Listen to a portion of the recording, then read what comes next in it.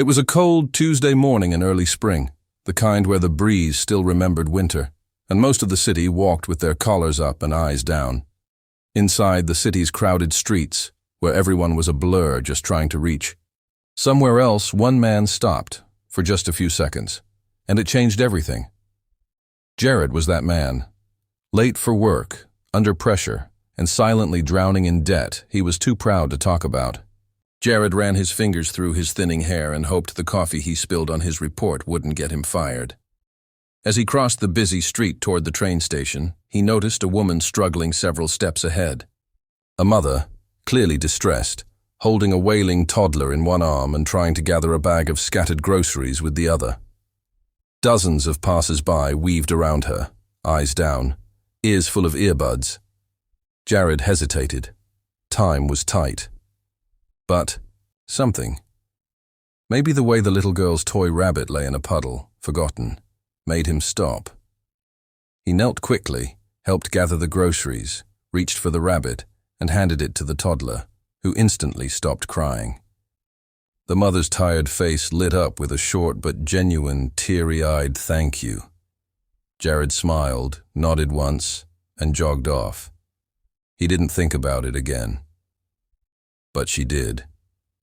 All day. Rachel, the mother, had been hanging on by a thread. Her husband was deployed overseas, and she had been raising their daughter alone while managing a part-time job and nursing school. That morning she'd considered quitting it all. She felt invisible, exhausted. But Jared's small gesture reminded her that even in a city where people rushed and pushed and passed, someone still saw her. That moment, that tiny lifeline of kindness, planted something deep in her chest again. A belief that maybe, just maybe, she could keep going. Later that evening, after tucking her daughter into bed, Rachel walked into her shift at the hospital, feeling the warmth of humanity still carrying her. She was floating toward the elevator when she spotted another nurse in tears in a back hallway. Emily, mid-30s, usually composed, was breaking. Rachel paused. She sat beside her. No questions, just a hand on her shoulder, a whispered, "I don't know what you're going through, but you don't have to go through it alone." Emily broke down, allowed herself to cry, and when she caught her breath again, she revealed she'd just gotten word that her younger brother had relapsed. Addiction. Again. She was tired of hoping. But Rachel didn't give up on her. She sat, with her through break, and told her, "The weight isn't only yours to carry. Let someone hold it with you." That conversation did more than offer comfort. It shifted Emily's belief that she had to be strong alone. She made a call later that night to a friend in recovery, and finally asked for help, not just for her brother, but for herself. The next day, Emily spotted a high school student sitting alone in the hospital cafeteria, head down, tears dripping, onto his tray. She recognized that posture. Defeat. She tapped him gently on the shoulder, introduced herself, and asked if he was okay. The boy, Matteo, startled at first, admitted he had come with his grandmother who couldn't understand the medical forms. He had no idea how to help her, and they were both so scared. Emily walked them through the paperwork, advocating for them gently at the registration desk and offering them water with a smile. Matteo left the hospital that day knowing strangers could care. Kindness didn't have to come from family. It could come from anyone. And maybe he could be that for someone too. That weekend, Matteo was walking home from the library when he saw an older woman with a walker struggling to carry grocery bags. He asked if he could help. She reluctantly agreed.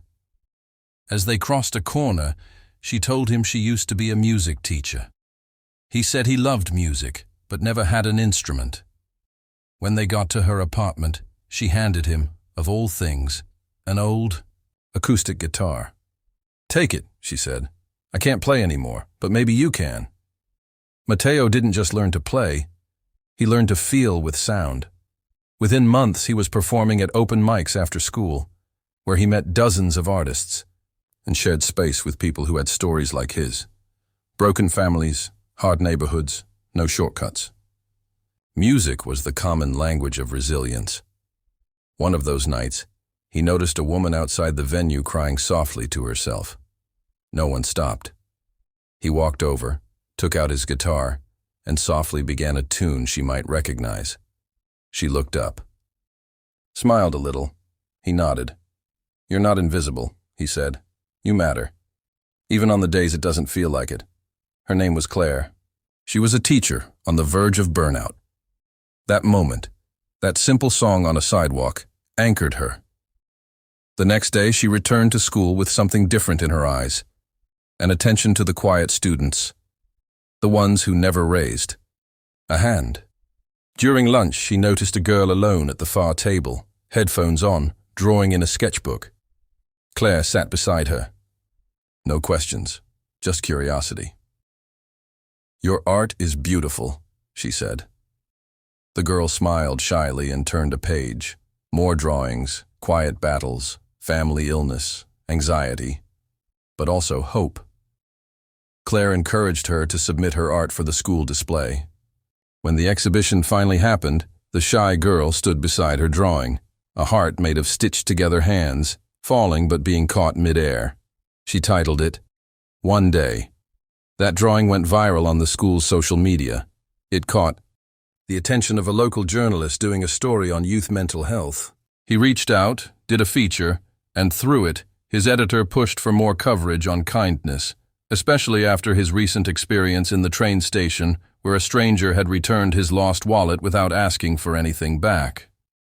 None of them knew that stranger was Jared. The journalist eventually published a series of stories titled The Kindness Boomerang. Readers began writing in with their own moments. A barista who gave free coffee to a man who'd just lost his job. A child who gave his coat to another kid in the rain. A young woman who donated groceries she bought with her last $10. A movement quietly formed. Across the city, inspired not by fame or attention, not by heroes in capes, but by neighbors. By people who chose one day to be kind. And Jared? He never knew any of it. He never connected the dots between picking up a stuffed rabbit from a puddle in a city rediscovering its soul. But one day became the motto on posters, murals, songs, and journal entries. His moment became someone else's miracle. And that's the thing about kindness. It doesn't need to be recognized.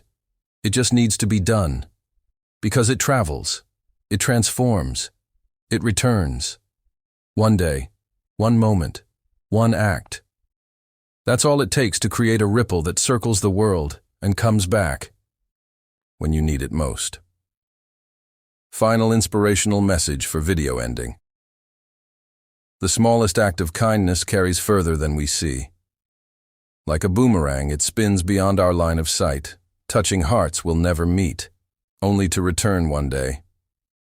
More powerful, more needed. Be the reason someone believes the world still has good in it. Start the ripple, one day